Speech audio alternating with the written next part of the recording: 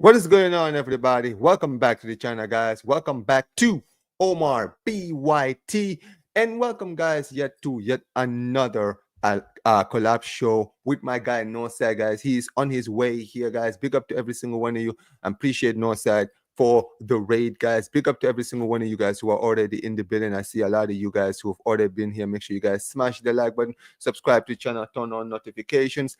And yeah, listen, man, this is gonna be yet another show. The obvious Blaugrana gonna show with me and Northside. And look, I'm not gonna lie to you guys. We have a lot we got to talk about. We're gonna obviously talk about some of the news coming out of Barcelona, and also we're gonna talk about the news coming out in Arsenal, guys. Because listen, there's so much talk right now at Arsenal. We're gonna obviously delve into the previous game that they had against Villarreal recently, where they did unfortunately come up short. And we're going to talk about that as well. And yeah, big up to every single one of you guys who are already in the building. Make sure you guys put your questions in the comment section below. And make sure you guys smash the like button and subscribe, guys. If you're new, guys, we're almost at 4K subscribers. We're 18 subs away from 4K. Big up to every single one of you guys. Come on, guys. I know we can get it done by the end of this stream, guys, because I see a lot of you guys already here. We have like 49 people in here. Listen, I need 19 out of the 49 people in here to smash the subscribe button, guys. Let's get us to 4K by the end of the night. Big up to my guy Samuel. Big up to you, bro. Man says this means that our academy will have to step up this season. Yeah, definitely. Big up to Cassius Green. I saw you on Northside stream because he's one of the people who joined from the raid. Man says big up to your damn selves. Bosh. Big up to you, man. But listen, look, obviously we're gonna talk about Iñigo Martínez's, departure from Barcelona.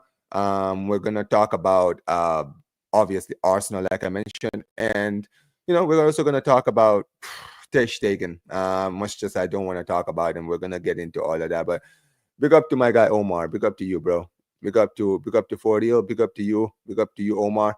Listen, man. Look, if I'm gonna be honest with you, man, I don't know if you guys have seen this, Omar, because I know you're a Madrid fan, and for real, you're also a Madrid fan. But if I'm going to be honest with you, I don't know if you've seen it, but have you seen that Atletico have just signed another player, bro?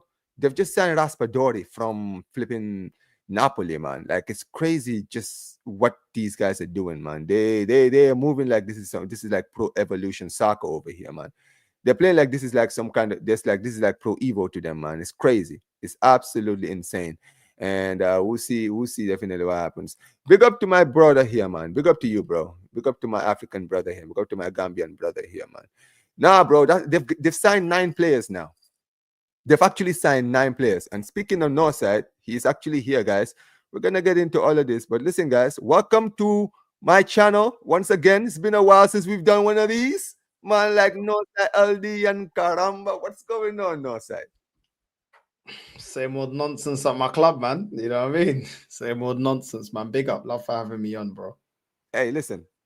What can I say, man? Unfortunately, usually when I'm doing these shows, I'm usually the therapist. You understand what I mean, right? I'm sitting here listening to your problems, trying to give you some, words of encouragement. But I'm not gonna lie to you, man. This window has not exactly been great for me. So yeah, we're currently in the mud together. I mean, not as bad. I mean, my situation is not as bad as yours, I guess, but I'm still in the mud because of how my club is moving, how my sporting director is moving, how my president is moving, bro.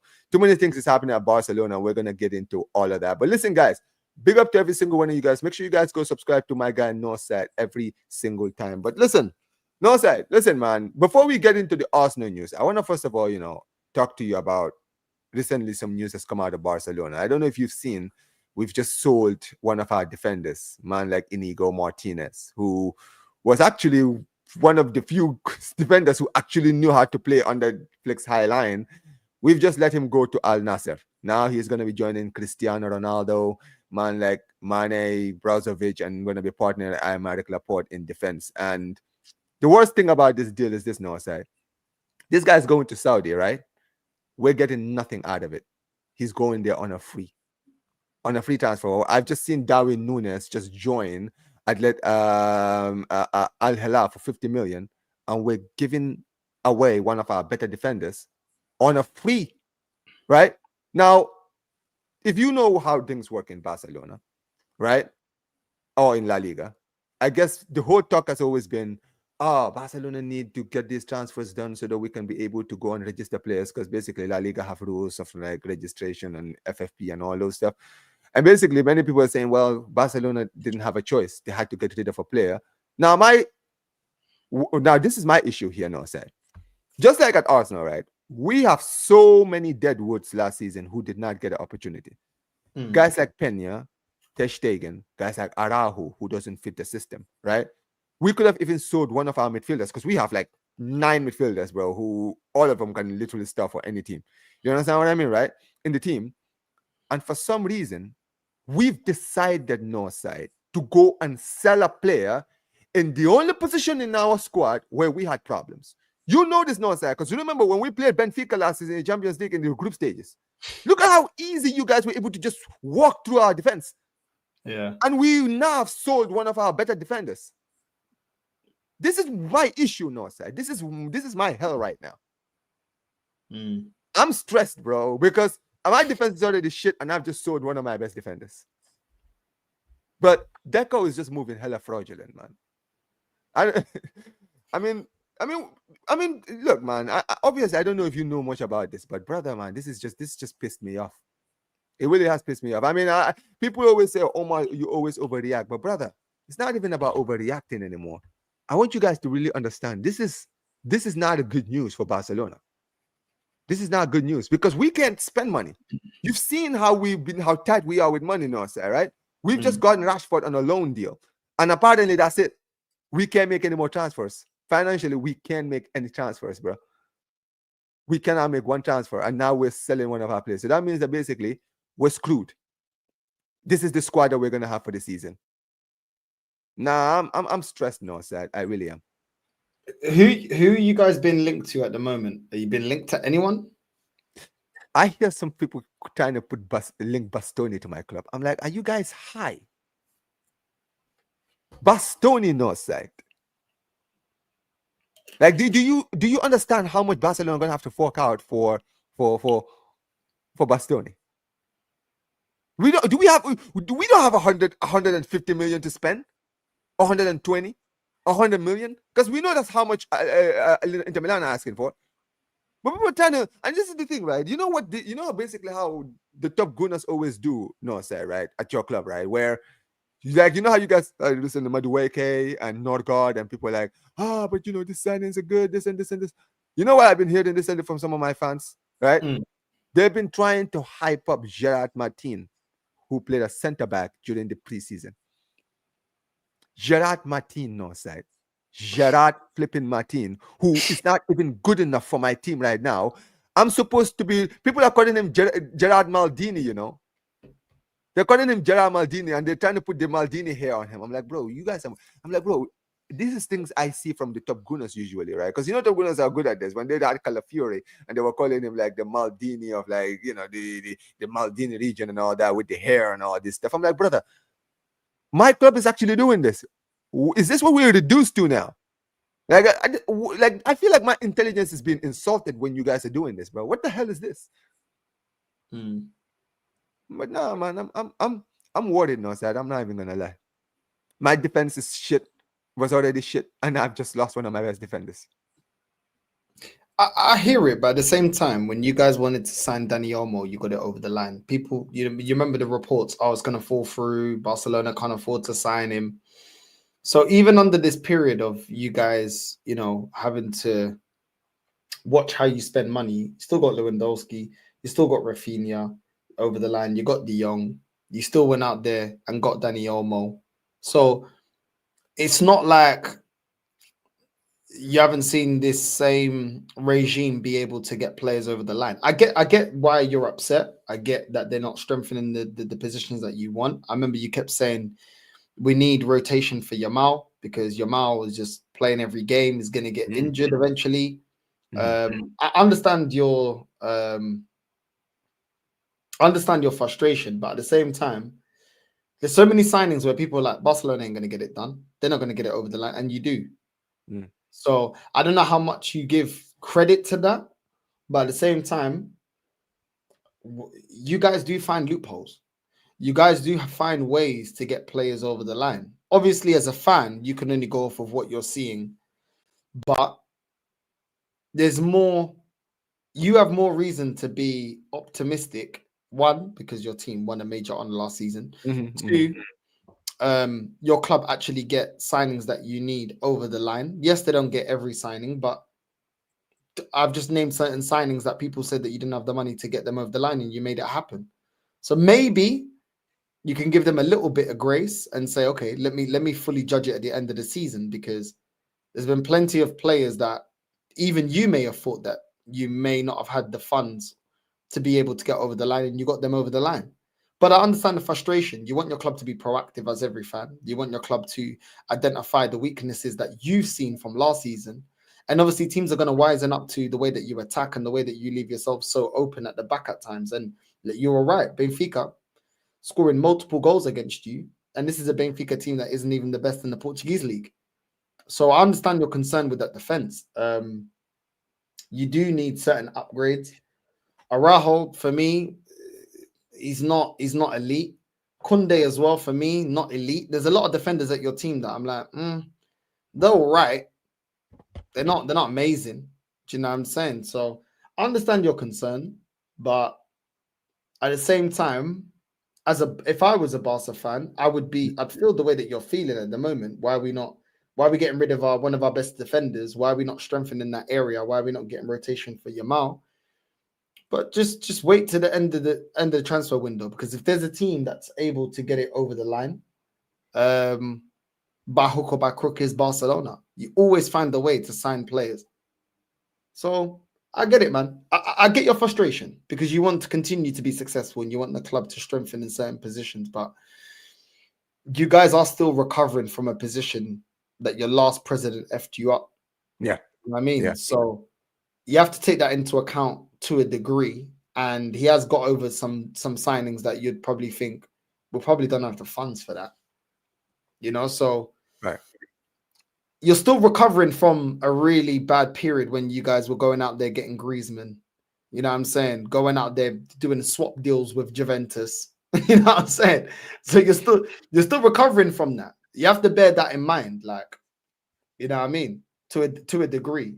Like, the mess that your current president is cleaning up is not of his own doing. Right. Unlike Arteta and the Cronkies, they made this mess. So for me, everything's on them, because they put us in this situation where we're struggling to get Eze, we're struggling to get Lookman, we're struggling to go out there and get Rodrigo over the line. They put us in this situation. Do you know what I'm saying? Whereas you guys are recovering from a situation where, to be fair, a lot of people thought it'd be a long time since you saw transfers. It's a long time since you saw, not transfers, trophies. Major honors. Do you know what I'm saying? Because of the situation that you guys were in. So you've seen a lot of good. You've seen young players come through the academy. You've seen the manager improve in certain individuals that there was a big question mark over their head. Rafinha, Lewandowski. You've seen him promote Yamal and get the best out of Yamal and him flourish. You've seen Gavi, Pedri. You've seen a lot of players come through the academy, something that you guys abandoned when you started doing this Galactico approach. So there's a lot of, as an outsider, there's a lot of positives. I understand your concern, but from the position that you were in, I wish my club was able to do that. £1 billion in debt and still be able to go and get top players, go and get Dani Olmo, go and get these players and win major honors. So there's the other side of the coin as well that you have to take into consideration. You know what I'm saying? So no, look, that's the thing. Don't get it twisted. I'm grateful. And here's the thing, right? Sometimes I feel like people, when you're critical, people think that you're not grateful. You understand what I mean, right? I'm grateful for where my club is in. I know where my club is, and I know how lucky I am to have Laporta, right? Here's the thing. This is why I don't even go at Laporta as much as many people think I should. I've had people on my chat tell me, Omar, you don't go at Laporta. You always go at Deco, but you don't go at Laporta. I tell people, when you really look at it, you got to look at it this way. I've looked at what Laporta had to take. He had to he picked this club up from Bartomeu, who completely screwed this club over. And he basically had to make so many different maneuvers just to get us to compete. You understand what I mean, right? And he did it very quickly. Many Barca fans, football fans, thought Barcelona would not compete for the next 5 to 6 to 7 to 8 years. because we just let our best player just leave, Lionel Messi, right? We couldn't sign players. We had no money. And somehow, some way, within 2-3 years, we were already competing in the league again. Within 4 years, we were competing in Europe again. You understand what I mean, right? Yeah. And we moved very quickly. And those are the reasons why I'm like, bro, because I've seen Laporta, where he picked this club up to where we are now, I can now look at it and say, well, listen, I have to give him credit. I know he's shown me he can cook. You understand what I mean? Right? He's shown me that he can cook. When I look at Deco, I'm like, brother, you've been here 2 seasons. I've been analyzing for the past 2 seasons what you've been doing. You understand what I mean, right? And what I've seen so far is a lot of flop signings in Victor Roque, which was a useless signing. That was one of the most useless signings we've made in seasons. No, sir. We bought this guy from Brazil, didn't fit the system, and sold him within like a year. You understand what I mean, right? You've got players like Rashford who we can sign, right? Trying to spend over 70 million on Luis Diaz. The Nico Williams saga. He shafted us twice, not once, but twice, right? For me, I'm like, brother, one thing that the previous guy who you took over from had in Armani, the guy, he had more issues financially because he took over this club in 2021 alongside Laporta. He became the sporting director on our side, right? So he couldn't spend money. But you know what he did? We had to do things like economic levers and all of these stuff. But one thing he did when we did those economic levers was he made sure to make the smart signings. He made smart signings. He bought the players we needed for affordable prices with affordable wages. And as a result, we never heard under Almani, we never heard registration problems or any of those stuff. Why? Because he was always smart. He always knew when to sign players, how much wages, right? So that the registration could be easily made. But with Deco,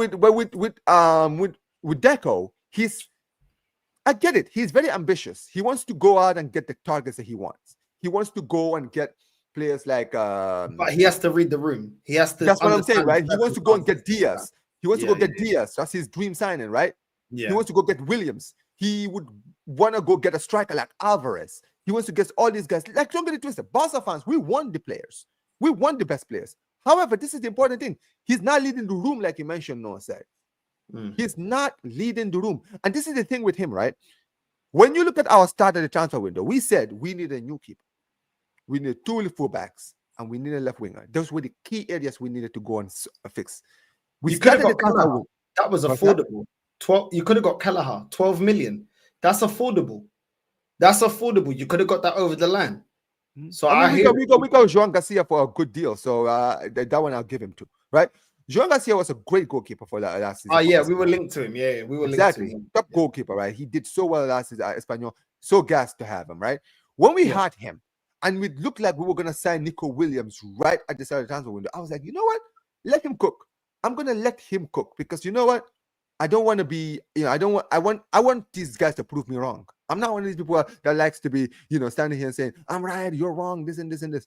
I'm always this guy who's like, listen, if you prove me wrong, I'll take the L. You understand what I mean, right? The Nico Williams deal fell through.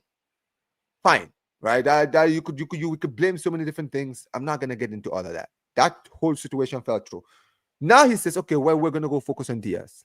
Liverpool are asking for over 70 million to 80 million for Luis Diaz. That is ridiculous. You understand what I mean, right? That would be stupid to spend that money on a 28-year-old, right? He doesn't need that. Exactly. He doesn't need that. This is the thing. Like, if he's got when you got multiple positions to strengthen, you got to do the approach of Inter Milan. When you look at Inter Milan, they bought Fratesi for 31 million. Zielinski they got on a free. Sommer, the goalkeeper, they bought for 6.9 million euros. Do you know what I mean? Acerbi, 4 million. Thuram, free. Bisek, 7.2 million euros. Mkhitaryan, free. Kanioglu, free. Dumfries, 14 million euros.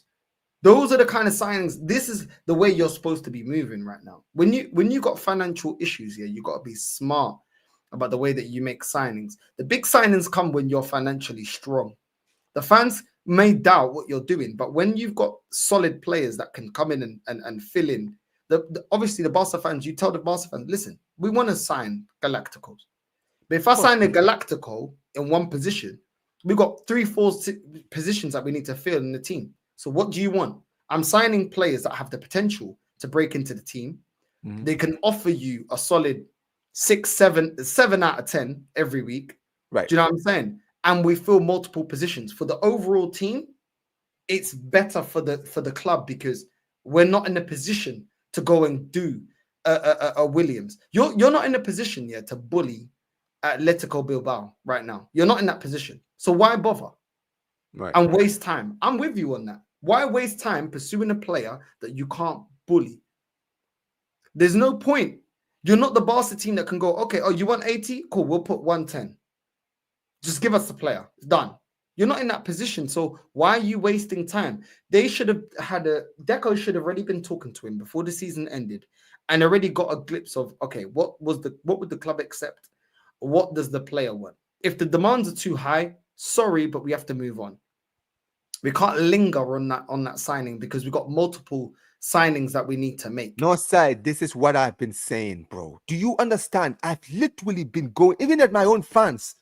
I'm doing these panel shows with the Barca fans, telling them, I get it. Barcelona want to go get an attacker. That's the idea. But brother, we have to be smart. When you don't have the money to go and compete with the big boys like Liverpool are, you understand what I mean, right? You have to make smart signings. Because here's the thing: if you've just finished the season where you've almost completed a quadruple, because we won 3 trophies last season, we were 90 seconds away from a Champions League. That shows you the squad is not as bad as it looks.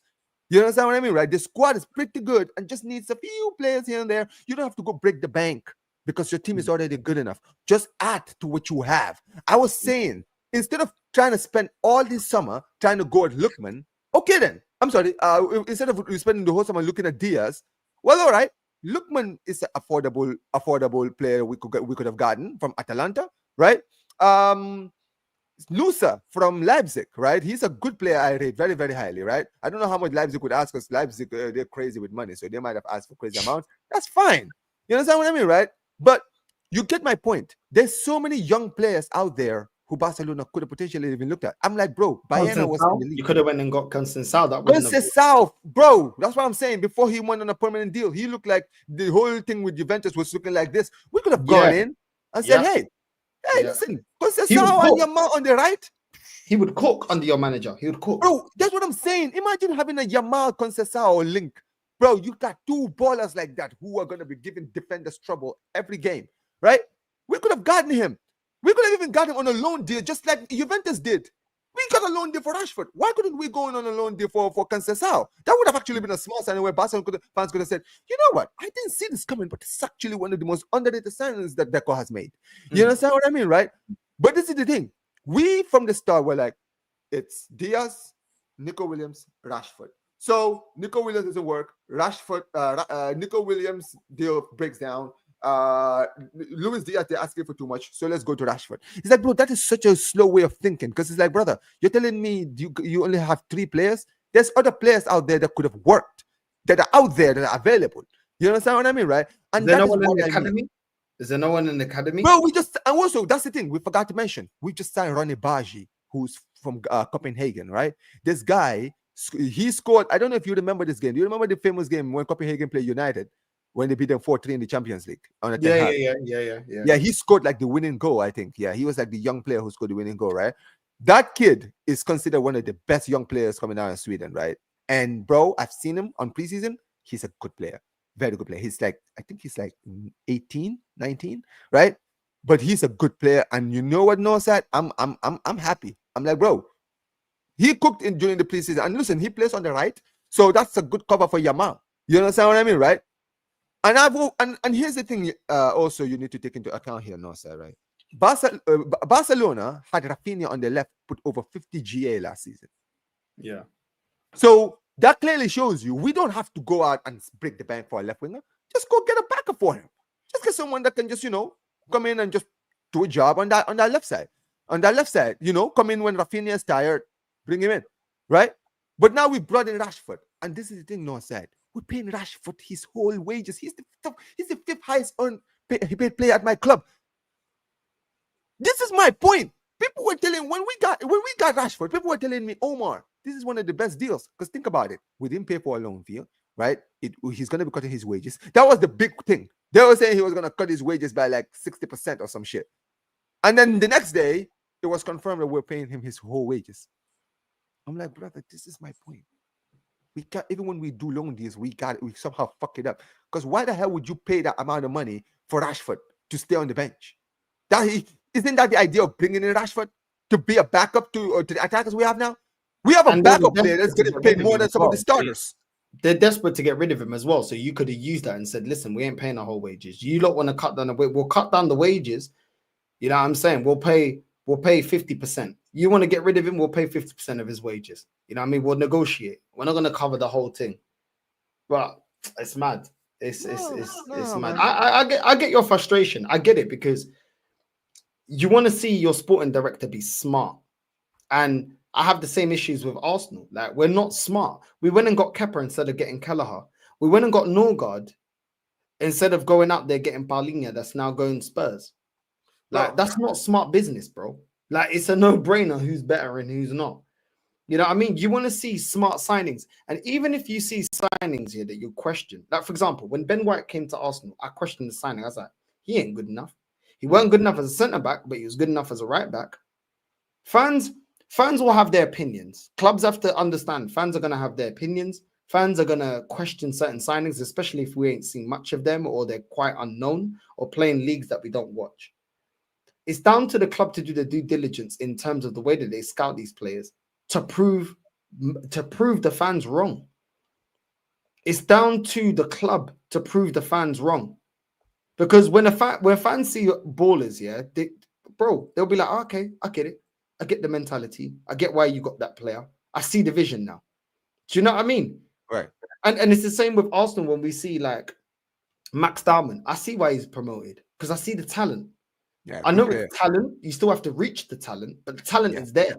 There's logic behind the promotion. Lewis Skelly, I see the talent. Ethan, I see the talent. There's logic there. You can understand why they've been promoted. Now it's down to the manager. Now it's down to his system. And it's down to the player to keep his, head screwed on and be focused. But you can see the logic. What fans can't stand, is when we can't see the logic. There was no logic. I can't see why Arsenal got Calafiori. There's no logic there. I don't understand why we got Kivio because for me, he's just a Polish Rob Holding, a steady Eddie that doesn't do anything. Norgard is what a Danish El Nene. Doesn't make any sense. These are not upgrades of previous players. These are steady Eddies that are near enough the same level. Yeah. And that is when we start getting onto the club because when Yamal came through, you now see why the club promoted Yamal. Yeah. Even the doubters became believers now because they can see why. So fans want to understand. Like when you went and got Pedri, you can understand now why you got. Yeah. Pedri at the time was a player. I mean, I didn't see enough of Pedri before he joined Barca, but I saw some highlights. And I was very impressed with this highlight. I was like, yo, you know what? This kid looks good. He might be one for the future. And he came in right away from the moment he arrived. Instantly, bro. First, like few games, I was like, bro, nah, this guy cannot be benched. I'm sorry. This brother cannot be benched. Even last season, we had Bernal, who was playing preseason, cooking here in the US. And he was starting every game. He started the opening game. He suffered the ACL on his first game. He was like Max Dalman, basically, for us. He came in and then, boom, looked like he was going to be the breakout star. And then Casado took his place, and Casado ended up taking over. You understand what I mean, right? This is my point, man. At the end of the day, no one is saying the club shouldn't make, sometimes you want to give the club an opportunity when they sign players. But also, here's the thing. When you look at, especially with Arsenal, because we're going to segue to Arsenal next, right? When you look at Arsenal, right, Northside, yes, you guys have challenged for the league 3 times, relatively, right? Second place 3 times, right? Clearly, you're not as far off from winning the title as you can be. The issue is this. For many fans who watch Arsenal, they see what the glaring problem is in the team. The glaring problem is that, number one, there's no cover for Saka. He's been overplayed. But most importantly, you don't have our striker, 20 goal assist. You have players that can score goals, and that's a difference. You can have players that can score goals and say, oh yeah, we're just going to share the goals around. Bro, you need to have one. There has to be one that you can say, okay, these guys can all add goals, but this guy right here, He's the one. He's the one that's going to put 20 goals. When you look at that Liverpool team, for a long time when they had Salah, Mane, and Firmino, everyone looked at Salah and said this brother was putting the 30 goals this season. Yeah, Mane would put 20. Yeah, Firmino could put 20, 15. Yeah, it doesn't matter. But we know Salah will definitely turn up. At Arsenal, that's not the case. Until now, when you guys signed Gyökeres, you never had a striker who you could say, okay, I need you to turn up and put 20, 30 goals for me this season to win us the league. And everyone is going to be like, oh, but Omar, we scored a lot of goals. Bro, doesn't matter. You can score the goals you want. Score the goals when it matters. Where are the goals when you play against Liverpool? Where are the goals when you're playing against City? Yeah, you just won 5-1 against City. That was the first time you guys battered them. Last few seasons, you weren't battering them. You understand what I mean, right? Where are the goals when you're playing Chelsea, Spurs, right? I mean, I know you guys have a good record against Spurs, but you get my point, right? The big boys, the crunch game, even not even the big boys, even the crunch games, right around the tail end of the season when the title is on the line and you're losing to teams like West Ham at home. That is when I'm like, bro, I need my striker to take over. You understand what I mean, right? Last season, when we were challenging for the league, there were points when we were comfortably on top and we had like a month where we were just out of form and we lost our place in the top of the table. And we were 9 points behind Madrid. But guess what, Northside? When we won the Spanish Super Cup, bro, we just went on a madness on the league. We lost 0 games until we won the league, until it was categorically confirmed against Espanyol. When we beat them, that we had confirmed that we won the league. That is when we lost our next game against Villarreal at home. And that was a celebration game. We literally celebrated after we won the league, after we lost the game. We won, the title was given to us. But this is the point, right? We had games against Atleti. When we lost to Atleti at the start of because we lost to them at home, right? In our home game, we lost to them 2-1. We went to their stadium. We were 2-0 down, Northside. In the 70th minute, 2-0 down. We scored 4 goals in 20 minutes. Games like that, bro. When I'm sitting and seeing Lewandowski doing nothing in the game, and first opportunity, literally first chance he gets, fires it to the back of the net. It's 2-1. Out of nowhere, it's 2-2 before these guys can even recover. Oh, look at this. Lamine Yamal, out of nowhere. Bang, outside the box. 3-2. 93rd minute. Ferran Torres making it 4. Right? The games against Madrid, 4 times we played them last season. Battered them every single time. Every single time. This is my point. Crunch games need crunch players. Rafinha was clutch last season. Yamal was clutch. Yeah, but that's the problem, though. You rely so heavy on your attack, yeah? Teams will work you out. And next season, they got a plan for your club. Yeah, they do. I'm worried. Yeah, I'm saying stink it out. Don't give you lot any space, and we'll hit you on the counter because we know that we can get at your defense. So you're supposed to, every season, you're supposed to nullify the weaknesses in your team. So when teams want to adjust, you've got an answer for them. The problem is you ain't got an answer for them. So then you're relying on your team to outscore the opposition every game. It's not a sustainable thing to keep up. Some games, you need your defense to win you the game. Yeah. You're going to score a goal and you need your defense to keep you in the game. When you can't rely on that defense, it's going to be opened up because the opposition already know we can get at you. And that is the problem. Like, this is what happens when managers are either not given the players or they're not able to adjust tactically.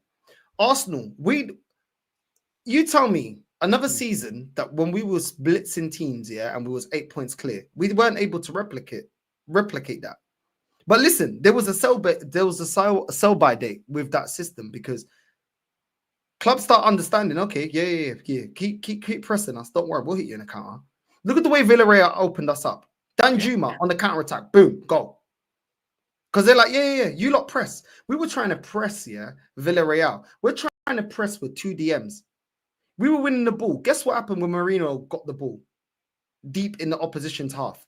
Nothing, because you can't transition. What happened when Norgard got the ball deep in the opposition's half? Nothing, because you can't transition. So when Ethan's marked out of the game, he's looking at flipping Moreno. Moreno's passing it back to Norgard. Norgard don't know what to do with it. All of a sudden, the runs from Gyökeres is gone. The opportunity is gone because we don't have the players with the vision. And this is the problem. Like, you have to nullify your weaknesses before your rivals clock your weaknesses and use it against you. And right now, you guys are not strengthening your weaknesses. And they're like, okay, we expect Yamal. to go at our players. We expect Lewandowski to try to find space. We're expecting Rafinha to find some space and try to cut him. We got a plan for that. What have you lot got? How are you lot nullifying our counterattacks? Oh, you can't. You can't because your defense ain't upgraded. This is the problem. This is the problem. So I understand your concerns, yeah, because you're banking on your attack to just blitz every game. It's not. You're gonna have games where teams are gonna frustrate you. You're going to have games where certain players are not in form. You're gonna have games where you're struggling to find Lewandowski, or he's not scoring and he's not bagging it on target. Players, the opposition already knowing to trying to figure out something to nullify Yamal. Whether it's foul him to hell, clap him down, don't give him any space. Just, you know what I'm saying? Foul after foul. Do not let him get any rhythm. You need to have a backup. You need to get a solution to those games where you're gonna have to stink it out 1-0. And if you don't, you're gonna drop points. Too many draws. Well, Arsenal didn't win the league because we had too many draws. Not too many losses, too many draws. Too many draws. Yeah. That's true. I know. So this is the thing, man. This is why I'm worried, Northside. This is why I'm worried about my defense. This is why when people will say, Omar, why are you so angry that you about the Iñigo? Bro, you gotta understand. Because even though I trust my attack, bro, Araujo is a dud when it comes to the high line. Christensen is just coming back from an injury, and who knows? Because here's the thing with Christensen. If he is fit, I can be a little bit calmer because I can be, well, listen, I know Christensen. He's a smart defender. He will learn the high line. He looked like he was learning the high line very quickly. You understand what I mean, right? Kobashi is young. You can see it, Northside. We played you like last season, bro. You saw it. He's a good player, but brother, this guy is young. You can see he still has some his mistakes in him. You understand what I mean, right? Iñigo Martínez, from all the talks I've been hearing, is that apparently he wanted to leave because he felt like he couldn't play at the same level that he played last season. You understand what I mean, right? I mean, if that's the case, then that's good, right? But honestly, man, this is not a good thing. It's not a good thing, and I am very worried, Northside. I am very worried because you're right. At the end of the day, Barcelona are not going to blitz past everybody. Okay? Some teams, they're going to be stubborn as hell in defense. You understand what I mean, right? And if we deal against a stubborn defense, that's going to be our kryptonite this season. But we'll definitely see what happens. But big up to every single one of you guys who are here. 71 people in here. We got to do 31 likes, guys. Let's get to 50 likes before the end of this stream, guys. And make sure you guys go subscribe to my guy, Northside. But Northside, listen, you were just talking about Arsenal, man. Listen, let's obviously get into Arsenal. Now, I don't want to talk about Arsenal. Hey, listen, man. Let's continue talking about Barca, bro. I know we'll go back to Barca later, man. But let's just get the Arsenal topic out of the way. You feel me? Yeah. But listen, no, sir. Let's talk about it, man. Like, obviously, I mean, listen. I know people are gonna say, it's just a preseason game. You know, it doesn't really matter. This and this and this. But here's the thing, man. Sometimes you got to look. Preseason is very important to watch. Because it's not usually the results that you need to look at when you're watching preseason, no, sir. It's the performance. It's the performance from the players. It's performance from the new signings. It's the performance from the players that, you know, that are already in the team, right? How well are they going to be this season, right? You can see the little things. Sometimes, you know, the mark sharpness and all that sometimes can be a factor. But when you look at the formation, the style, the tactics, all of these things, you got to take a look at every single one of it. And here's the thing, Northside, yeah? You guys signed Zubamendi. You signed Norgard. You've already got Mikel Moreno. And now you have Declan Rice. You have 4 midfielders who all do a similar job. 4. How many creative midfielders do you have? Odegaard is. Odegaard is. Yeah, Odegaard. Yeah, Ethan, of course. And by the way, he signed a new contract apparently. So, yeah, good for Max you guys. Salmon and Ethan are our most creative midfielders, them two, because they're both natural number 10s. Yeah, but here's the thing. But the manager last season. Yeah, but their manager has already shown, unless something happens to Odegaard, he's not going to give these guys the amount of chances. You understand what I mean? Bro, you know next season what it's going to be, Northside. And this is unfortunate for you because you're going to end up playing a backline. You're gonna play a midfield of Odegaard when he's fit, and Zubamendi and Declan Rice potentially as a midfield, right? And if God forbid you were to lose one of those players in that midfield of Zubamendi and Declan Rice, then Mikel Arteta comes in, and Norgard is also there who can play there, bro. You have you have like there is no, you don't have a creative number 8 in your team. Like people can talk about Odegaard all they want. If Odegaard is playing a 10-ish player, because what you need, right, to have a balanced midfield, Northside, to have a balanced midfield, you need to have number 6 and number 8 and a number 10. You understand what I mean, right? Not players who you can play, well, he can play in the number 8 and flash number 6, and he can play in the number 10 and flash number 8. No, I mean a natural number 8. Here's the thing, Northside. All this money you guys just spent on Norgard, if you had spent that money to go and get Alex Baena from Aleti, right? Who's just joined Aleti, right? You could have had Baena in the 10, Odegaard in the 8, and then had Zubamendi or Declan Rice or whatever in the that would have been an amazingly balanced midfield right there. Because you would have had Odegaard doing the number 8 work with Baena playing as an attacking midfielder, which he is. But then you go and get Norgard. Like that's the thing, man. I've seen Norgard at Brentford. Bro, Norgard is he's just a okay midfielder. That's really all he is. There's nothing special about this guy, right? But why? People are gonna say, but he's the captain of Brentford and he's a leader of men. Bro, has he ever led a team that is challenging for a league title? Has he ever led a locker room that is challenging for Champions Leagues? Competing for Champions League, competing for league title, bro. This is the highest this brother has ever been in his life. You think what is he gonna like? What can he say to players like Kai Havertz, players like Bukayo Saka, right? Players like that, no sir. What can he say to them, bro? Like, bro, you were finishing 10th last season, bro. Like you don't know this life. You're new to this life, bro. Right? But this is the thing, no, sir. And this is like you mentioned when it comes to Gyökeres. This is the problem that I think is going to happen to Gyökeres this season if he doesn't bang this season, no, sir. Because you know what their fans are like. Your fans are never going to take things in full context. You understand what I mean, right? They're not going to look at the full context of it and say, well, did Odegaard did Gyökeres get the production that he needed? Did he get the players? Did he get was he being given the ball in the right areas? Was he was he when he was making the runs? Were they finding him? Do they have the midfielders that can basically create for him? You understand what I mean, right? Are the wingers crossing the ball into the box? Is Saka, Martinelli, Trossard, and everyone else doing their job? See, this is all things that people need to take into account. It's not just, Gyökeres is here. All right, bang goals. Dude, you need to put the ball where it needs to be. And this is the thing. If Gyökeres makes the runs into the box and doesn't get the ball where he needs to get it, it's useless, no sir. It's like when you had I remember when you guys had Pepe. When you guys signed Pepe, no sir, right? I look at this guy when he signed. He was a great dribbler. He could cross. He could shoot. He had it all. But brother, you guys could not bring the best out of this guy. You just surrounded him. Like you had a great front three with Lacazette, Pepe, and what's his name? Aubameyang, right? No side. But you weren't even playing Ozil, who could have literally given him the ball in the right areas. But you weren't playing him. You understand what I mean, right? You were playing, what's his name? Who were you guys playing? Was it Smith Rowe that was playing in the 10 at the time? Right? Yeah. But this is the point. You were playing all these players, and as a result, guys like Pepe could not really, you couldn't bring the best out of him. Right? But everyone blamed Pepe for that.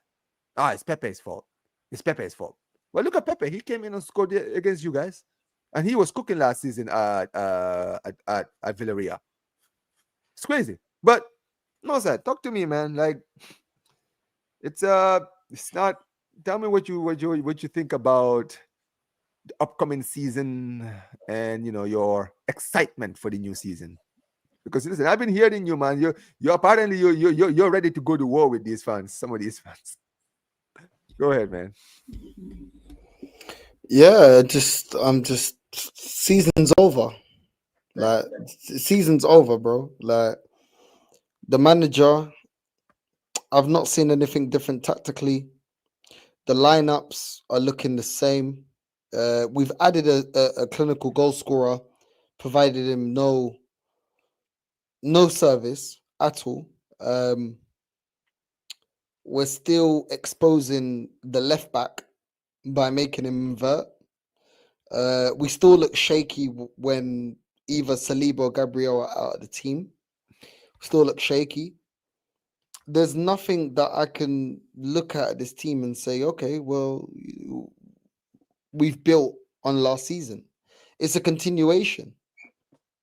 That's what it looks like. It's a continuation of last season.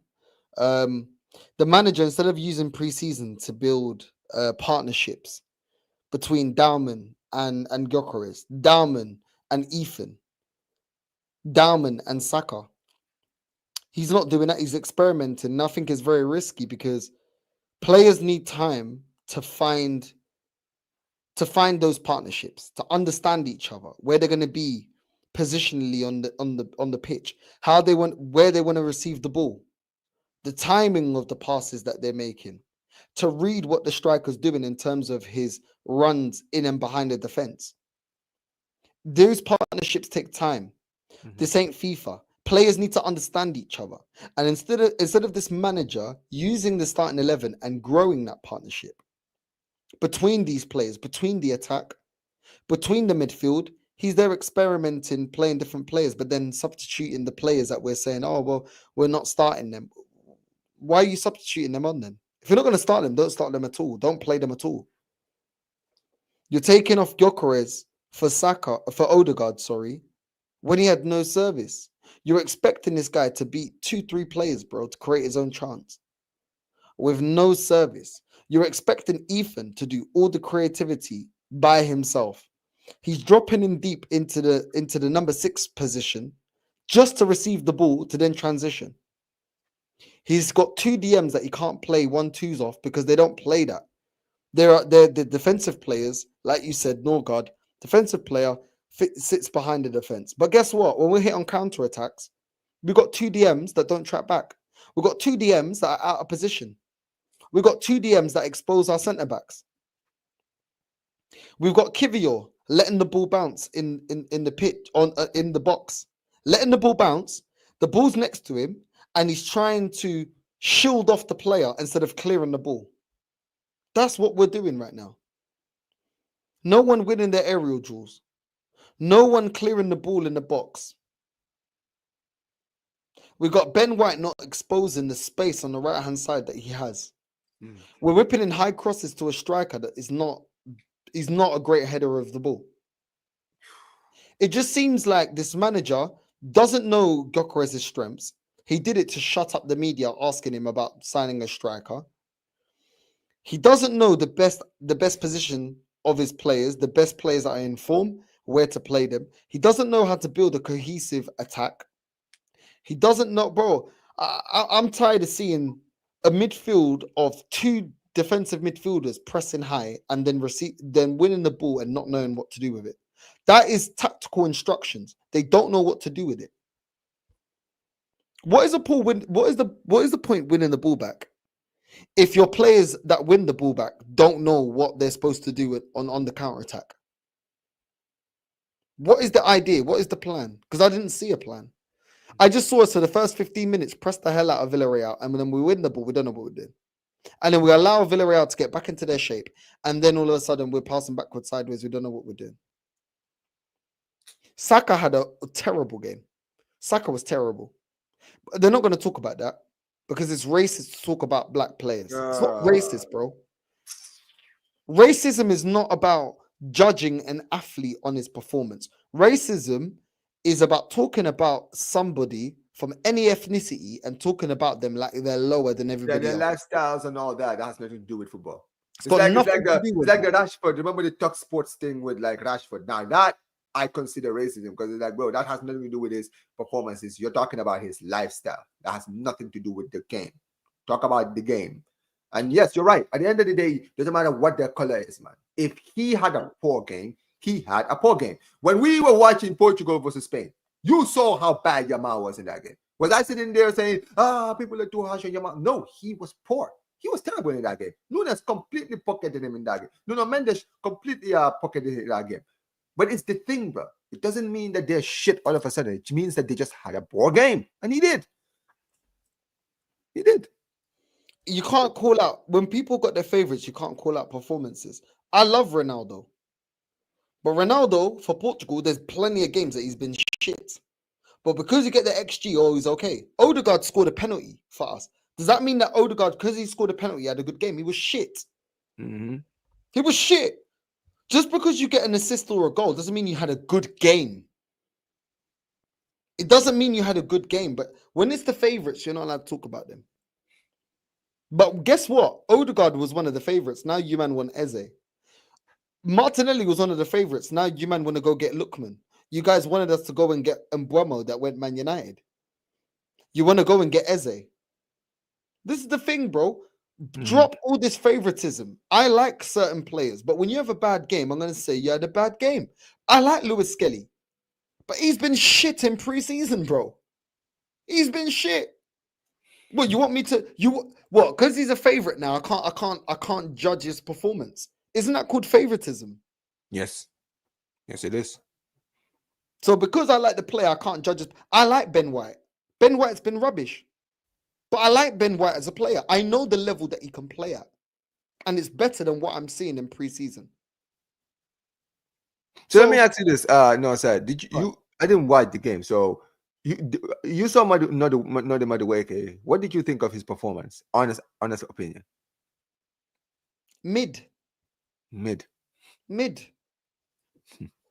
Once again, like 1-2 decent crosses, but the rest of it just as frustrating as Martinelli. But I said this when we're linked to him. His numbers have been worse in the last 2 seasons than Martinelli and Trossard. And we want those players gone. Imagine that. We're paying 52 million for a player that's been worse than the 2 players that we're willing to get rid of. Imagine that. How does that logically make sense? Doesn't. Welcome to Arsenal. Nothing makes sense here. These fans were gassing up Fabi Vieira. Now they want him gone.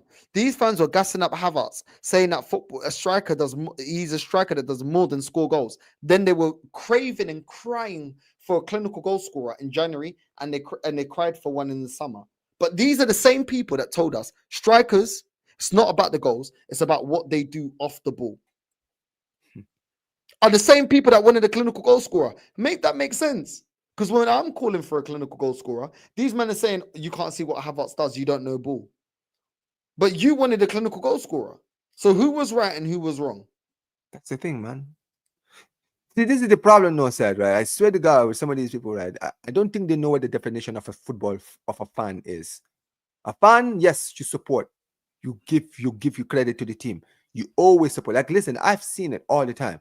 Like you even see, like obviously you don't go to games. When I look at someone like a Dan Potts, right? Or even like I forgot his name, the guy who was on Lee Gunner's channel, who always goes to the games. What's his name? Kenny. Is it Kenny? I know Kenny goes to games, right? I think Kenny goes to games. I think the other guy who's been going since the 70s. Yeah, DJB, right? All these guys go. Do you think that when these guys are going to the games, they're just sitting there just shouting and criticizing the players when they're on the stadium? No, they are. What's the point? They might as well stay home if they're not enjoying what they're seeing. But they go to the games, they buy season tickets, they go to the games, they support the team. When the team scores, they celebrate. They have a good time when the team wins. Okay, it's not that deep. It's not about at the end of the day, these guys always negative. Bro, as a fan, you have to be honest, especially if you're putting money in the club. You want to know that the club is investing the money that you're putting into the club. You understand what I mean, right? With some you know what it is with football fans sometimes, bro. I get it. People sometimes think, you're shouting for the sake of shouting. Sometimes it's the issue. People always hear people like me and you. Sometimes even when I'm ranting about Barca, people like Omar, you always overreact. Guys, I'm not overreacting. What you see is what you get. At the end of the day, I will never come here and try to pretend, because you guys can see it. Sometimes I try to come to these streams, right? And I'm trying to be calm. I'm trying to not shout. I'm trying to be calm. And then eventually I just lose my mind, because you know why? Because I care. Because eventually when I start to really think about really what is going on, it starts to I start getting emotional, and that's when I start losing my mind and getting angry. You understand what I mean, right? And here's the thing, man. That's what people don't understand. It is not cool. Nobody wants to. We don't want to be sitting here shouting every single time we're doing these streams. But this is the thing, bro. It's not about shouting or screaming. It's about what we're going through, which is every single season, same old shit. And that's the thing with me. Me and you, that's where we're different. Because as I can sit there and criticize, but I can say, listen, my club is going to the right direction. My criticism comes from the fact that I want my club to always go to the right direction. That doesn't make me spoiled. It just means that at the end of the day, I want the best for my club. There's some fans that completely detach themselves from this club whenever the 90 minutes is over. They don't care. They don't let this bother them. They're not stressed about it, whether the team will lose, wins or loses. You see it all the time. When I'm sitting down there and I'm watching your channel, and when you're exposing a lot of these content creators, bro, it's funny how I listen to this content. You bring the same content creators, right, who come in when the team is winning, and they will gasp, bro, the amount of BS that these people would say, right? They will compare some of your best players like Saka or 1 year to Yamal and all this stuff. And then if the team loses, they will say, well, Ethan 1 year is just a kid. Well, weren't you the same guy who said that this guy's the same level as Yamal? Yamal is doing it at 17. So what's wrong with Ethan 1 year? Keep the same energy. But this is a funny thing. When you say that, they will say, but I'm just being a fan. Brother, what are you talking about? Listen, we are all accountable for the things we say. If I say something stupid, guess what? You think that my chat are going to let me get away with it? You think they're going to let me get away with it? If I say something here on my channel, if I sit there and I criticize Deco like I've been criticizing him, and at the end of this transfer window, he goes and gets me a striker, a world-class striker, I'm going to have to eat my words. Guess what? Because I'm on YouTube. If I'm criticizing him, give him credit where credit is due. You understand what I mean, right? This is the thing. Last season, I remember when you were playing, before you played Real Madrid, you said you were going to get battered. You told everybody you were going to get battered. Guess what? When you guys won the game, both games, guess what? You were on stream and saying, yo, I'm in the mud. I said we were going to lose. We were going to get battered. We didn't get battered. I'm taking the L today. I deserve this L. And that's what it is with fans, bro. We say what we say, and we wait for the club to prove us wrong. It's not about being proven right. This is why. Why do you think Northside, when he's on his channel, he predicts something, and when it comes true, he's still shouting? Maybe it's because he's saying things and hoping that the club doesn't prove him wrong, proves him wrong. Because that's not the idea of saying what you're saying. Is not to be proven right. It's to say something so that when you're wrong about it, you can say, well, yeah, I got it wrong. But when you're right about something and you know you are right, and then it comes into fruition, it feels worse because you're like, bro, how is it that I saw this coming, but nobody else did? You understand what I mean? And that is the worst feeling in the world. And here's the thing. You're looking at the way Liverpool are just playing evolution career mode over here. And you're looking at City, how they're building. You're looking at the fact that Chelsea just won the Club World Cup and they're looking good. I know they're playing right now, right? And you're looking at all these clubs, even United, who just have a poor season, just buy Sesko, Mbeumo, and flipping Cunha.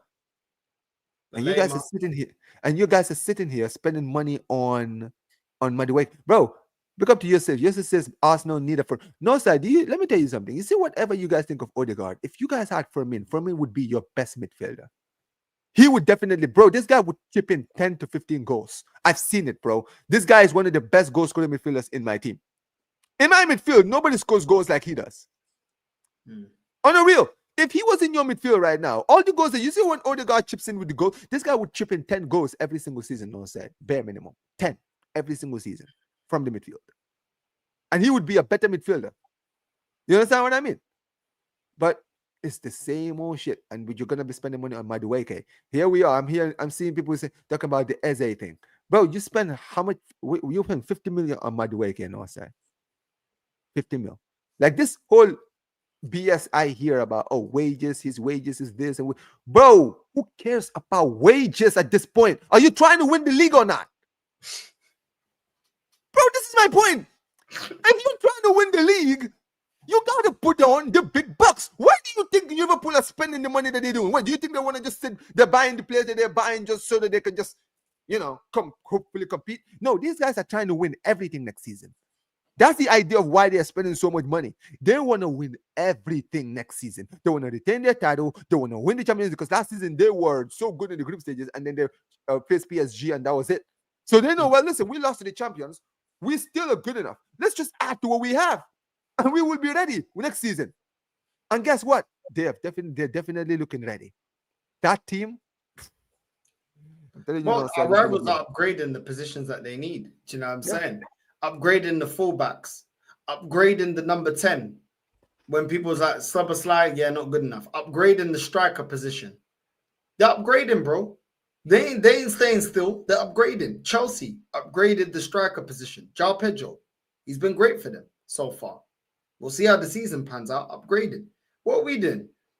We upgraded the striker position. That's it. Zubamendi is yet to see if Zubamendi is as good as Partey, if not better. We've only upgraded one. I doubt it. Listen, Zubamendi is a good player. He is. I'll be the first one to know that he's a good player. Okay, I think he would do well at Arsenal, right? However, if I'm just gonna judge it from a standpoint of, okay, I've seen both players in La Liga. I saw Partey at Atletico Madrid, and I've seen him at Arsenal. I've seen this guy at Real Sociedad. If I'm gonna be very honest with you, man, Partey at Atleti was a gunman at Atleti. You understand what I mean? Injuries ruined him at your club. But the truth is, the guy was absolute, like, bro, he was a great player when he was at Atleti. You understand what I mean, right? So I would say they're around the same level when they're both fit at their best. They're both at the same level. But I would lean towards Partey a little bit, if I'm gonna be honest. But it's not an upgrade, though, is it? Yeah, but it's not a massive. Exactly, it's not a massive upgrade. Exactly. There we go. It's not a massive upgrade. It's not an upgrade. So this is what I'm saying. The upgrade has been in the striker role. Yeah, I'm saying. So I don't know. Like I said, I'll give my full analysis on Zubamendi. I'll give him time. When Timber came to the club and Calafiori came to the club, obviously Timber getting injured, they obviously started at the same thing. I gave both of them a couple of games, a handful of games, and then I said, listen, this is what I rate this player at. So I'm going to give the same to Zubamendi. I ain't going to say he's better. I ain't going to say he's worse. I'm going to see 9-10 games, and then I'll give you my final verdict on the player, because I think that's fair. Yeah, you know what I mean, obviously I don't watch La Liga the way you watch La Liga, but yeah, we'll see.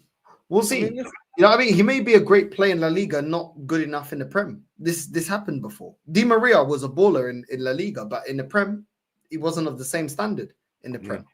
You know what I'm saying? So it may be that the league don't suit him. It may be that he's just not good enough. There's different things. Well, let's see. Do you know what I'm saying? Let's see. I'm not going to give my final verdict. I think people want to give a final verdict sometimes on players that they haven't watched. It's okay to say, listen, I ain't seen enough on this player. Talk to me after 10 games of this player, and I'll give you a full analysis as to what I think about this player. People are so quick to say baller, baller, baller, baller. Let's wait. Let's see. Some people obviously do watch La Liga. I understand that. But there's a lot of people that have an opinion on a player that they've never watched. It just doesn't make sense. You don't have to. It's fair to say, listen, I can't have an opinion on a player I ain't watched enough of. Look, Travis, if I'm gonna be honest, man, if you saw Valencia last season, bro, especially when we played them, but we gave them some beat downs. I think we beat them like 5-0 in like was it 5-1 or 5-0 in the Copa del Rey? We beat them like 7-1 or something like, bro. We absolutely battered the shit out of them, bro. And Muscata played in those games. Listen, I'm not saying he's a terrible defender, but brother, if you guys think this guy is gonna be an improvement on what you have, listen, man. From what I've seen last season, he's not much of an improvement. I'm not gonna lie. I'm not gonna lie to you all, bro. If I'm gonna be honest, no, sir. You've asked me about Muscata. I've told you, bro. Don't hold your hopes up on this kid. You feel me, right? Don't hold your hopes up. You feel me? Do not. He could come in and prove me wrong, but from what I've seen, I haven't seen that team was that Valencia defense was absolutely trash. Yeah, he's fast. Yeah, he's a very fast defender. I think that's really it. He's got great pace. I think he's good on his feet. And we all know how much Arteta loves players that are good on their feet now, sir. Right? He always like the defenders that can start the ball from defense. But who cares about all of that? Can you defend? That's all I need you to do. Can you That's defend? what I'm talking about. Can you defend, bro? This ain't a 100-meter sprint. Run the gun, bang, run, bro. This is football, Is he bro. gonna play the high line? Maybe if he plays the high line, I can hear that because then you need a defender that can actually run and actually, if you Bro, do was Traore not fast? Does anyone? Hey, want them there you go. like There you go. There you are. No, sir, I'm telling you, man, it's gonna be like this is gonna be interesting. But let me ask you this, no, sir. At this point, do you think this is it? This is crunch time for Arteta this season? It's done. It's done. It's done. This is Done it. now. Yeah. So if he doesn't win anything, you think the fans and the club will just say, "All right, enough is enough." It's done. It's done. It's done. He'll be managing Ibiza FC at the end of this season. I don't even think. Yeah, I think Ibiza were in the playoffs last season, man. They're not even they're a good team, man. So he can. Well, Ibiza is all about partying, people with holiday mode. You know what I mean? Being under sunbeds, getting shades. So they'd like to have the best looking Spaniard that we know. You know what I'm saying? It fits the place. You know what I'm saying? Ibiza FC, bro. And then he can bring all the players. Do they look good? How good are they? Are they model? You know what I'm saying? You can do all of that, bro. They'll love Arteta over there. But then again, this guy's aging, bro. He's looking old. He's getting white hairs. Before his hair was all jet black because he was dying. Yeah. Everyone used to talk about the gray hairs are coming out, bro. I'm telling you, bro. Even that's how you know, man. The stress of the job is getting to him. No, so we all know, man. Like, I don't wish not death. Don't twist. No, of course not. But finish him in terms of his career. You know what I mean? I hope after this, bro, he's looking like the Spanish Roy Hodgson. That's what I want him to look like by the end of this job, bro. There's a manager. I don't know which manager. I think was it Enrique? Which manager was it? Was it? I think it was a manager at my club. I think it might have been Enrique. I remember when Enrique first joined my club, right? Well, he was looking hella handsome, bro. The hair was looking hella dark. You know what I mean, right? He was looking hella nice, but by the time the 3 years was over, no side, my guy's hair was looking hella messed up, bro. He was looking hella old. I'm like, that's why he left eventually. It was Luis Enrique, bro. My guy he looked like he aged like 5 years in the short of 3 years. I'm like, bro, the job got to. That's why he left in the end. Because like, bro, when me and Lee went to the Bernabeu, yeah. To anyone that watched the show, big up to my guy Lee Gunner. You can watch the clip there. You know what I'm saying? We asked, all the Real Madrid fans, all the staff, everyone that was working in there. Everyone said no, they wouldn't take Arteta. There was one that she said to me, "Oh, I don't know, maybe." I said, "Okay, cool. Imagine I'm your boyfriend." This is what I said to her. Imagine I'm your boyfriend. And we split the bills. We split the bills 50-50. First month of paying the bills, I said, "Yo, babes, I don't have the money. It's phase 1. Believe." I said, phase 2, I'm supposed to pay my half of the bills. Listen, babes, it's a process. You have to understand. Don't be toxic and negative. Don't call me out. It's a process. She goes, by phase 2, you're out. The relationship's done and you ain't living with me again. Out.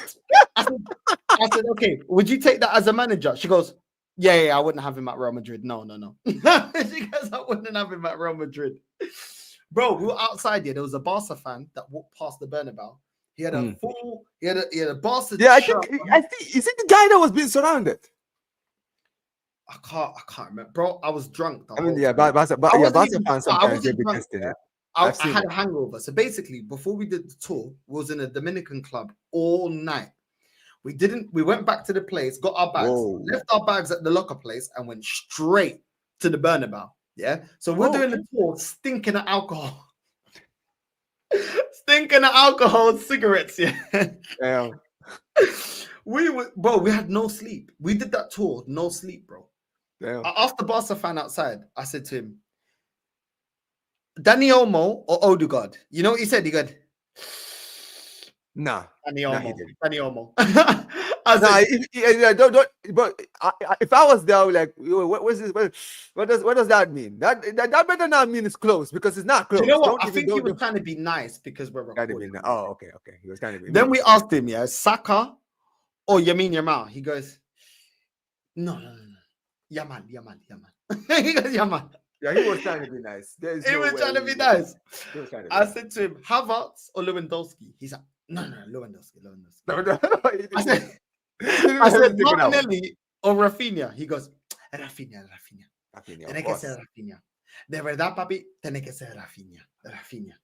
And I said to him, Odegaard, I said Arteta or Hansi Flick. He goes, Hansi Flick, tiene que ser Hansi Flick. Ganamos trofeo, ganamos todo, papi, ganamos todo. I'm like, well, I told you. I looked at the camera, I said, I told you. You know what I'm saying? He said, yeah, pero Arsenal, está bien, pero no gana nada. They don't win anything. No trofeos, no nada. I said to him, yeah. I go, would you accept that Barca? He goes, no. A Barca? Absolutely not. No, Barca, no. I said to him, but he's the best looking Spaniard. He goes, esto no me importa. He's like, who cares, man? Well, we had Ronaldinho at the club. Was that guy was far from handsome, but guess what? That's the most beautiful man right there, man. That guy was the most beautiful man because of what he did on the pitch, man. Bro, he wasn't taking none of our players, bro. The only one he said there was our defenders. Saliba or Gabriel. Saliba. He said he'll take Timber. You know what I'm saying? There was certain defenders that he's like, yeah. But the majority of the team, he's like, nah. Absolutely. The midfield, nah. The attack, nah. Goalkeeper, he said, you know what I'm saying? It is what it is. You know what I mean? This must be Ter Stegen. It must be like, you should have asked him between Ter Stegen and Raya. He would have probably chosen Raya. So, yeah, that would have been one player that would have gotten into the team. But yeah, man. But look, when it comes to Flick, right? That's what I've always said when it comes to Flick. This is why I don't hear the excuses when it comes to your club now side. I really don't. Because at the end of the day, bro, you guys had what's his name? You guys had Flick was available for 2 years, unemployed, just sitting down at home, you know, enjoying conversation with the missus. That was literally his entire for the past two years, right? And just like that, Barcelona, I don't know, they just said, hey, Flick, you're on vacation, but you're available, man. You want to come take the job at Barcelona? It's like, what? All right, cool. Give me the job. I can do a great work. He gets given the job. And with the team that won trophy like this season before, he nearly wins everything. This is why I don't like hearing this thing because people like to say, but Omar, your team is actually pretty good. You guys have high guys like Yamal, Lewandowski, Rafinha. Okay, I'm like, okay, brother, let me ask you this question. Before Flick arrived at Barcelona, would you have taken Rafinha over Saka? Don't even try it. Exactly. Would you have taken Dani Olmo over Odegaard? Nah, I rated Olmo though. I can't lie. You would. You would. We were linked. You know the top gunners, bro. I'm talking about the top gunners here. I know you because you watch ball. You know how good Olmo was because you were talking about getting Olmo last season before we got him. So I know you rate Olmo. You understand what I mean, right? But you get my point. Based on form, you're talking about based on form. People would have said. If you had asked Barca fans, if you had really asked a lot of Arsenal fans before Flick arrived, who would you have taken at Barca? They would have probably said Pedri and maybe Yamal. Let's be honest. You know what some of these top going to do? They would probably say those two only. The rest of the squad, they would have replaced none, right? But it's funny how in one full season, 12 months, how things can change. How many players would you guys take from my current squad right now? How much time do you have? You would take Rafinha. I'll take your whole midfield. I'll take your whole attack. There you go. I mean, the only thing you probably would in your attack, I'll take straight away at Arsenal. Straight away. That is the point. That is exactly the point. But listen, Northside, this is the last thing I'm going to say before we get out of here, right? I don't know if you've seen the Ter Stegen thing. Have you been seeing the Ter Stegen news on my channel? No, I haven't. So I don't know if you've seen man like Ter Stegen, right? He is basically been shit the past 2 seasons, and Flick this season has finally had enough of Ter Stegen. He said, you know what, bro? We need to go on. We're trying to win everything next season. And brother, you are not good enough. I'm gonna get a new keeper. Go get yourself a new club. You're not gonna be man number 1. You're not gonna be man number 2. You're not even gonna be man number 3, respectfully, man. So just wanted to tell you this so that you can go and look for another club. This brother, right? You know what he does now, say, right? He is so baffled that the club decided to move on from him. He decided to stop being petty. He's moving like Drake after he lost the Kendrick beef. No, say, you understand what I mean, right? Basically, he's just in his villain arc right now. He's just trying to piss everybody off. First thing he does is this, right? Firstly, he comes to first day in training when everyone is on the pitch. He refuses to go on the pitch. he decides he's going to go and stay on the gym for the first 3 days. Doesn't talk to the club, doesn't talk to the manager, doesn't tell anyone what is going on, right? On the third day, I don't know who he tells. Basically, he tells them that he's having back pain.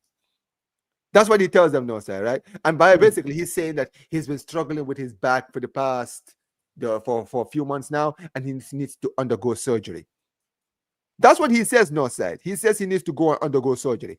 So, Barcelona. So he said that he's been struggling with this for months. He could have gone and done the surgery, no, sir, right after the Conference League final or Nations League final, right? Semifinals after you guys played them, right? He could have done this around the end of the season, done the surgery, and then by now he would have been recovering. But he's decided he's going to undergo the surgery while he's still at the club because he doesn't want to leave. Because let's be honest, no, sir, who's going to buy a player that's injured? You understand what I mean, right?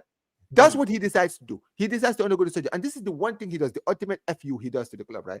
He goes to his Twitter. He writes a story where he's sitting there saying things like, oh yeah, I always want to play for this club, this and this and this. I have a back pain. I've been suffering from this back pain. I have to undergo surgery. And this is the best part. He decides to tell the people, I'm going to be out for 3 months. Now, you know why that is important that he said that, no, sir? Him saying that has basically made the league, because Barcelona were going to use his injury, no, side to basically deregister him and register other players, like we did with Christensen last season, if you remember, right? With the whole Dani Olmo thing, right? That's how we were able to register Dani Olmo, because Christensen and Araujo were injured, and Christensen was injured was a long-term injury, and as a result, we were able to register Dani Olmo with Christensen being out. My guy decides to say 3 months just so that the club would not be able to register him as a long-term injury, no, sir. He does that, right? So as a result, La Liga, like, wait a minute, but the player says he's going to be out for 3 months. You guys are saying he's going to be out for more than that, but he said he's going to be out for 3 months. And the club is like, no. He's undergoing back surgery. His back surgery is not going to recover in 3 months. It's going to be longer than that, because that's a surgery. He's going to, by the time the 3 months is over, he would probably start training, but he will not be match fit for probably 2 months from then. You understand what I mean, right? He decides, because he's now undergoing the surgery in France, right? After he does the surgery, this is the new thing he decides to do now, sir. This is the new thing he decides to do. Firstly, the club decide when he goes to France to go to undergo surgery, they tell him he needs to go with a medical doctor from Barcelona so that they can go. The medical doctor can talk to the doctors that he's doing the surgery, and they can basically break down how long he's going to be out for, and they can go and basically relay the message back to the club. He refuses to do that. He refuses to go with a Barcelona doctor. And this is the one that he does earlier this week. He decides, right, that he's not going to give out his medical reports so that Barca could take these medical reports and give it to La Liga to prove that this guy is going to be out for more than 5 months and basically register him as a long-term injury.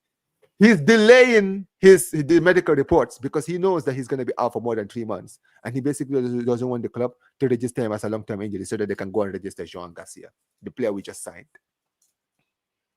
This level of pettiness, I've not seen it before, no, sir. This guy is clearly trying to fuck my club over. He's like, bro, he's doing the thing where he's like, bro, okay, I'm not a part of the club's future. Guess what, bro? Fuck you and fuck this club. I'm going to make sure that this club doesn't get any signings. Your signings get in, right? I'm going to fuck this club over before I leave. Basically, this guy's the captain of my club now, sir. Think about this for 1 second. This guy's the captain. This guy's my captain, bro. I've seen Messi. I've seen Puyol. I've seen fucking, what's his name? Xavi, Iniesta, Busquets, all captain my club, right? When all of these guys were at the point where they couldn't do it anymore, they all left on their own terms. And this guy's acting like a bitch, no, sir. All because his feelings are hurt. Nah, I'm at the point now, no, sir. I'm on my villain arc. I've said it before. I'm like, bro, you see, after he's done this, if I'm the club, I am going to be, bro, you don't understand how petty I'm going to be when it comes to this guy. I'm not going to let you train with the first team ever again. I'm taking your number 1 and I'm going to give it to Joan Garcia. I'm going to make sure that you don't have a, you know how every player in the stadium, right, in the training facility, they have a parking space. You're not going to have a parking space. You're going to go rent a parking. You understand what I mean, right? Yeah, listen, I'm being petty, bro. Supermarket. Yes, go park in the fucking supermarket nearby. Okay. you're gonna be training with the kids, and if you refuse to report to training, I'm gonna fine you half of your wages every single week until you start training with the kids. I don't care, bro. I'm at a point now where I'm like, bro, fuck this guy, bro. Treat him however you want, because clearly he doesn't give a fuck, bro. He doesn't give no fucks, bro. He's like, yo, I don't give a damn, right? And this is the thing. This all goes back to Bartomeu, bro, because we're paying this guy over 320 grand per week, no said, until 2028. If we're gonna terminate his contract, we're gonna have to pay him 40 million. This brother got cheated on. Exactly. And this is the funny thing, right? Apparently his missus cheated on him, and that's why they divorced, right? No side. And apparently he's been moving hella crazy ever since that whole situation has happened, bro. Right? But he's trying to take it out of the club. I'm like, bro, you know what? Maybe this is why your missus left your ass, man. You absolute prick. Honestly, man, get out of here, right? At the end of the day, he's got a new missus. I hope that one leaves him as well. I'm honestly done, man. But obviously, you've seen a lot of players move very strange at your club. Like, what would you have done, no side, if you were in charge of Barcelona and this guy was doing this? Bro, just ice him out the team, and you're on the transfer list. If you don't like it, guess what? You're training with the under 21s. Simple. That's it. Make an example, because as soon as you make one example out of one player, the rest will fall in line. When you let one thing slide, everybody starts thinking it's a piss take. They'll be like, yo, he did it, so why can't I? Yeah, facts. You know what I'm saying? So you have to make an example out of players. You have to. Look at PSG, bro. They started making an example. Oh, Mbappe. Oh, you want to move? All right, cool. You're out. Oh, Neymar. You want to take the piss? Okay, you're out. Ultras outside of his house. Do you know what I'm saying? Yep. You got to make an example. Yeah, we ain't doing that shit no more. You know what I'm saying? What is it in the Bible? The year of the fat cow is over. You know what I'm saying? The year of the fat cow is over. Now it's of the skinny cow. You got to earn your keep. We ain't giving them more freebies. That's the thing. It. And this is the thing. Ter Stegen is one of those players, no side, that he's just like a lingering ghost from like the Bartomeu era. You understand what I mean, right? He's that, bro. Like, he's literally the last player from the treble-winning team in 2015, no side. Every other player that was in that team is gone, bro.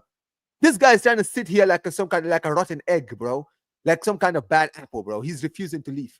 I'm like, bro, and apparently this guy, they're saying that he's gonna be doing the speech on the John Gamper Trophy, because the captain speaks to like the fans. I'm like, you know what? He wants to talk in front of the fans. By all means, let him in front of those Barcelona fans. You know how Barcelona fans in the stadium are like? Barcelona fans in the stadium, they give. I've been there. I went twice when Messi was still there. I went to the dude. You see our fans when they're not happy? They don't care. They will boo the whole team. Even the ultras, they're playing the drums the whole game. That is the only stadium in Spain I've been to, and I went there twice. I went there once with my ex, and I went there with the boys once as well. Messi was there. Yeah, I'm saying he was still there. Listen, man, you watched Barcelona before I did. Maybe I'll get a chance to watch them this season. Who knows? Listen, we'll talk offline, but it might be one of the cities that I might be moving to. It's between. Oh, really? Oh, really? Now, hey, listen, man. Hey, listen, no sir, listen. You gotta do Barcelona vlogs if you get the opportunity, man. Trust me. But listen, man, no side. Obviously, man, let the people know what is coming up on Northside LDN, bro. Next few, what can they expect? There you go. I'll give you an exclusive before I even said it on my channel. But I appreciate you for that. Hey, listen, man, we got 76 people in here, man. Listen, guys, don't spoil it, guys. My guy will go into detail on his channel soon. But bro. Listen, more content. 10 p.m. half 10. I got another live. Okay, we just did a live. And yeah, man, we're just hustling now, man. You know what I'm saying? We're just hustling. We're just making sure that, man, feeding the streets, bro. Like the mixtape artists back in the day, bro. You know what I'm saying? Getting the mixtapes out, making sure that we're putting content out, man. Just working harder. You know what I'm saying? Trying to get to that 20K. So make sure you're liking and subscribing here, man. Make sure you're liking and subscribing. Guys, listen, guys. Let's get me to 4K and get my guy to 20K. He's very close, guys. Okay, make sure you guys go and subscribe to Northside LDN.